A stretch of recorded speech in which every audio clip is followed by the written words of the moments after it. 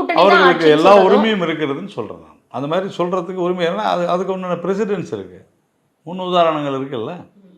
அஇஅதிமுக இதுவரையிலும் தனிப்பெரும்பான்மை பெற்றிருக்கிறது. திமுகவாவது தனிப்பெரும்பான்மை இல்லாமல் ஒரு மைனாரிட்டி ஆட்சி என்று சொல்லக்கூடிய அளவிற்கு கூட திமுக 100 சீட்டு கூட வாங்காதெல்லாம் ஆட்சி அமைச்சிருக்காங்க. ஆனால் அதிமுக அந்த மாதிரி இருந்ததில்லை. ஆனால் அவங்களுக்கு அதுக்கு சொல்கிறதுக்கு தைரியமும் இருக்குது, உரிமையும் இருக்குது, சொல்லட்டும். அது மாதிரி அமித்ஷாக்கும் கூட்டணி ஆட்சின்னு சொல்ற உரிமை இருக்கு. இல்லை சொல்லலாமா, என்னங்க தப்பு இருக்குது?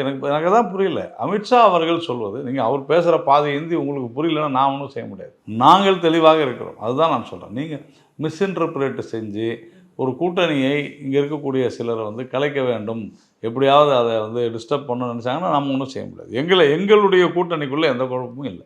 கலைக்கணும்னா நிறைய வேலைகள் நடந்துகிட்டு இருக்கோம், நடக்க தானே செய்யும். நாங்கள் எப்படியும் இந்த தேசிய ஜனநாயக கூட்டணி வெற்றி பெற்று விடும் என்பதில் யாருக்குமே மாற்று கருத்து இருக்க முடியாது. அதனால தான் தேவையில்லாத விஷயங்கள்லாம் பேசுகிறாங்க.